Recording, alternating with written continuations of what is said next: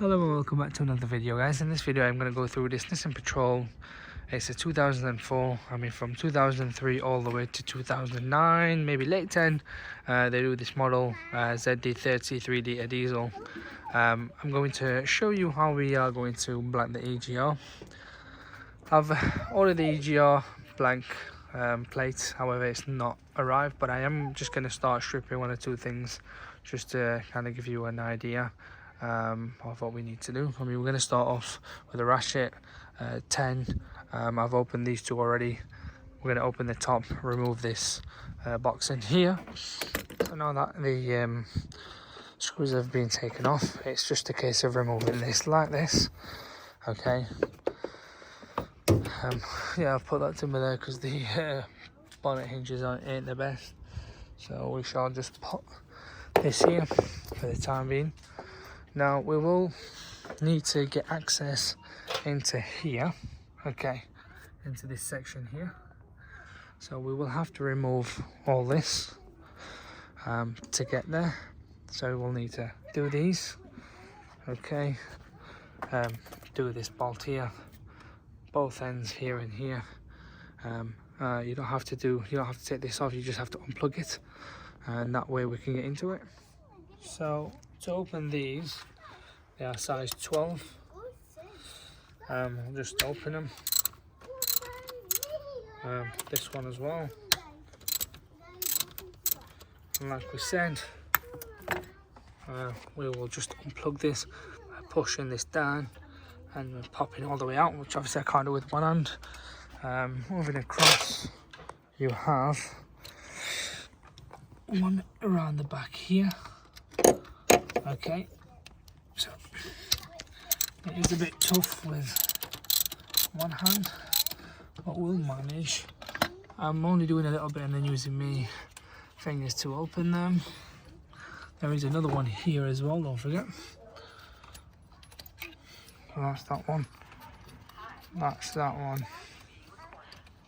And that is that one.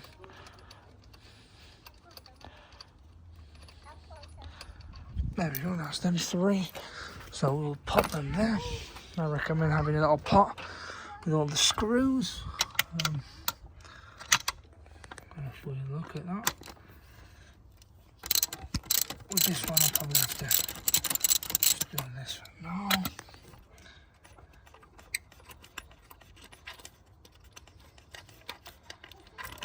There we go. So obviously that's not going to come off as of yet, and I don't recommend taking it off because you're going to damage a lot of things.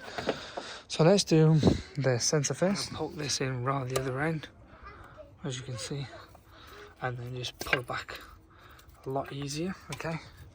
And then we're going to get into these. These look like size 8s, but I'm going to double check in a second. So it is a size 8.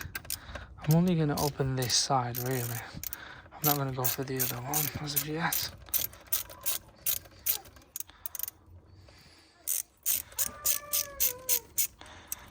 So that's fully open. There's one on the other side. I've got this ladder anyway. Naughty, I'm a short man, not the tallest, am I? And then there's this one here.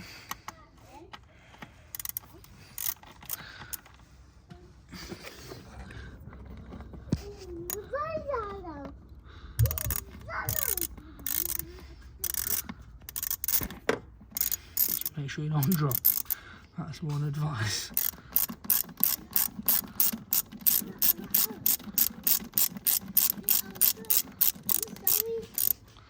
There we go.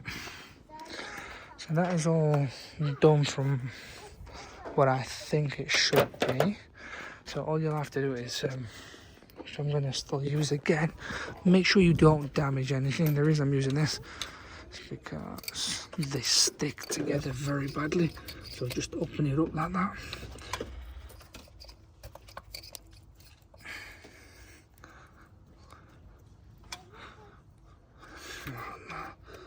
It does stick because it's never been opened this by the looks of it. So just open it up like this.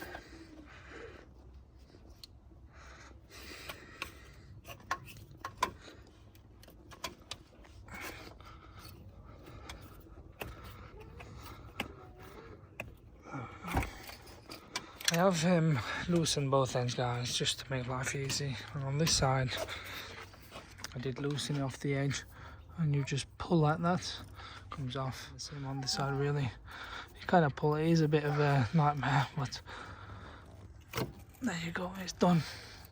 I've loosened it off. Obviously, we're just gonna pop that out, and just make sure you don't pull, and double check that there is nothing.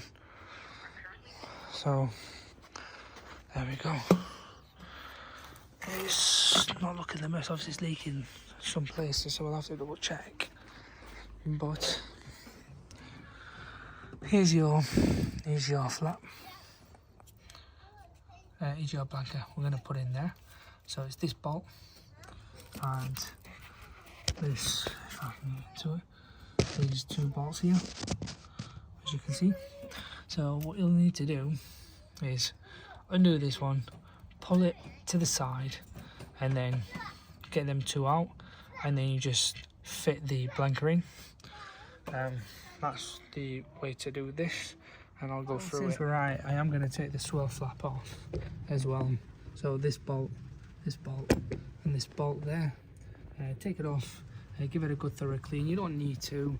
You can take the piping off at the back there, and just kind of, how can I put it? Yeah, the terminology would be just to pop something in there, I guess, or just zip tie it and pop it somewhere. But I'm just going to take it off anyway, just to make life easier. Well, for me that is. Obviously for you guys it's going to be a bit of a ball ache. Give it a good thorough clean. But you've got to be careful that there are two pipings around this side. So that's one of the piping there. This hose, and that's the other hose there. Undo them both, and this should hopefully come apart. So I've taken all these screws off. So there's three, but that other one, so that smaller one, was for the top here, just to get it out of the way. Really, nothing fancy. Which you still have to take it off for the EGR blank. So it's like free, as you can see. But make sure you don't pull it. You take them two piping off. One there and one on the other side, like I said. Just make sure you're careful with them. You don't want to damage it. My other advice would be to take this one off. Again, size 8. And the other boss for the swirl flap was size 12. So take this off.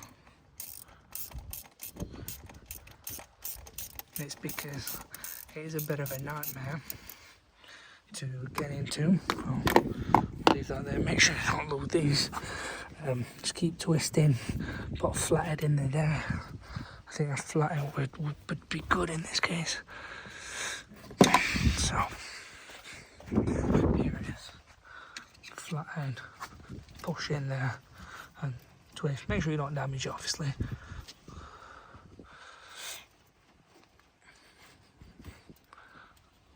Like this. It just opens it up, that's all, because it's stuck very well. There you go, twist, out it comes.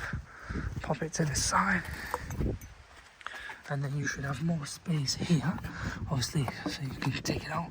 Be careful of this hose in here. I've still not taken that off. It would be nice to take this off to make your life even more easier, which we are going to do.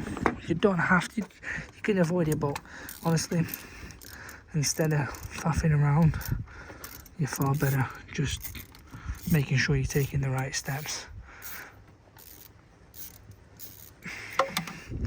So that's that. Again, you have to just use a flathead to get under there.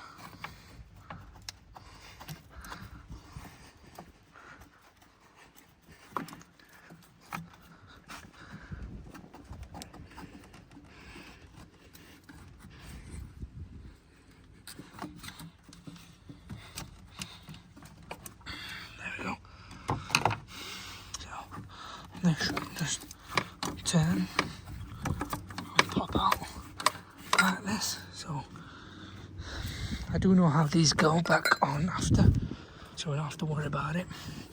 So as you can see, swirl flap should just come off. That one there, you're going to a bit of trouble getting into. So what you can do is take that one off. I know I've taken this off, but it would have been a bit of a ball ache, but I highly recommend taking that off, because now I best not lose that. So I'll pop that there. So now the issue is this one here, where we have to take it out. But yeah, I think my naughty mistake will be to do that one as well. So everything has been taken off. That's the piping on the swirl flap, and there's the other one. So you can just blank it off, take it off, and just do that to it with a tie wrap or something. Put it out of the way.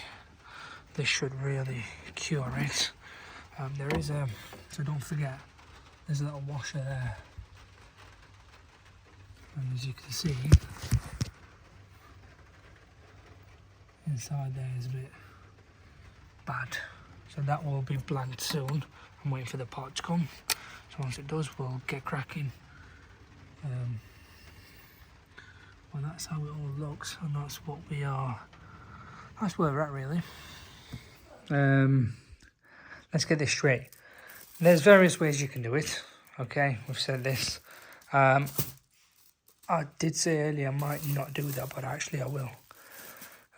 Just because of the percentage of airflow you'll get, it'll be better. I'm going to unscrew them, take it out, and that's just basically like taking that out. It's the same way. What I'm going to do is just take that out, just put the hose back in, leave it as is. Everything will look normal. That's one way to do it. The other way would be just to leave it like that, fold it, tie wrap it, done.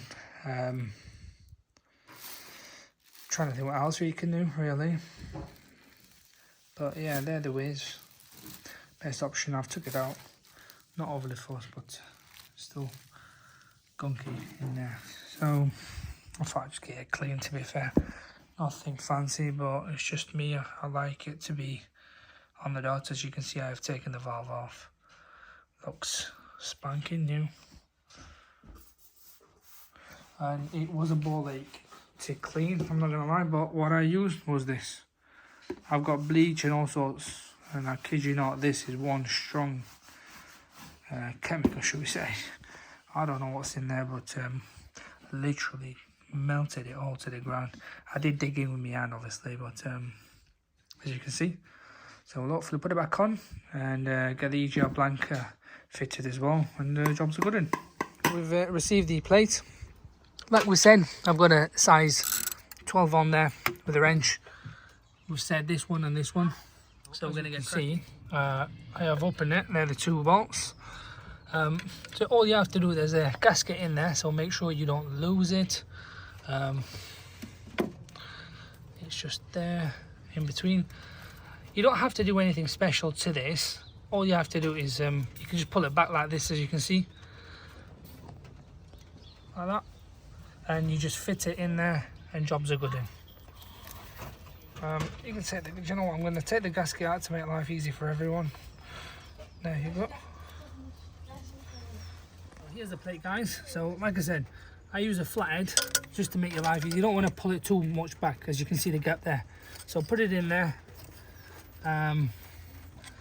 It's in, and I'm just going to help myself by feeding it through. There we go. And then what you can do is pop a screw in there, just like that, just to save it in its place. There you go. Let's see if it does go in. Not as of yet. There we go, we're in. That's it. So just, I'm going to leave this one here in there with a thread in a few, and then moving across to the other side. This side's a bit of a ball ache, just so you all know. There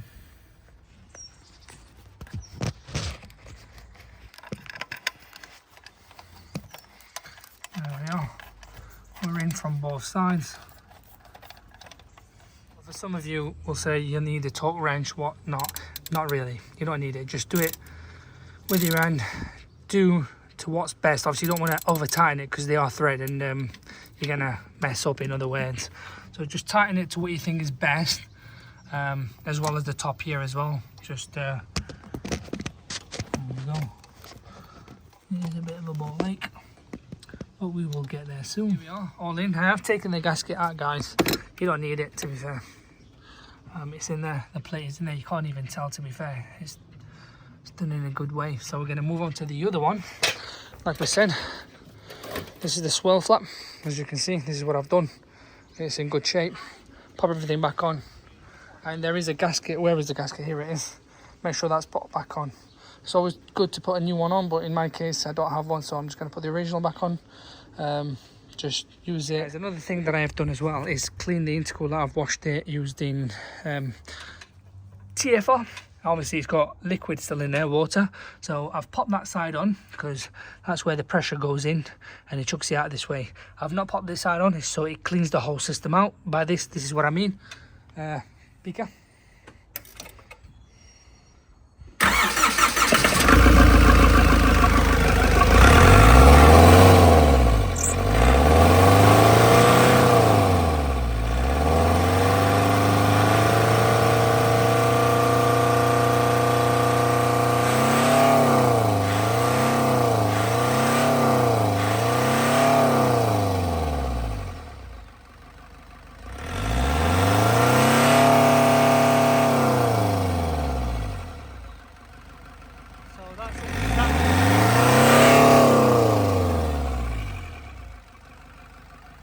That's exactly what I mean, guys. Obviously, imagine you putting that back on and the water just goes in. I think you'll total the engine. So it's best option to do this. You can leave it and flip it upside down, but that's not going to do it. I'll be honest with you guys. So that's my advice for you. But make sure them two are nowhere near each other, otherwise you're going to cock up because it will suck it in. Final question is from you guys. What is the drive like? Well, let me just let you all know that it does drive far better, far better. By that I mean full power's there at all time, and I can remember from before it was lacking. So from 1200 all the way to maybe 2, it was just lacking. There was just no power. After 2000, 2200, it would kick in fully. But now you have more or less similar power all the way through now. It's there and it's not sluggish. It has made a difference. If you're going to tell me, oh, has it made, in percentage wise, I'd probably say 10% difference in terms of power, 15%. Anything between 10 to 20%, it has made a difference. Obviously everything's stock. There is no remap on this car. It's all stock. They're the only things that have been done to it. If you ask me, do you know what? It's well worth it. I would have, if I'd known, I would have done it from day one. But there you are, guys. And that's how you do it. There is no engine light on as well. There is nothing. There is absolute nothing on in terms of light. So it has turned off. Even though I did try it, as you saw, I just turned it on earlier, turned it on and off, and it was perfectly fine. But if it does come on, just put it through a diagnostic machine and jobs are good. I'll also put the link down below, so you guys can get the EGR Blanker as well. It's not expensive. On Amazon, that's where I got it. It was sent within a few days, to be fair.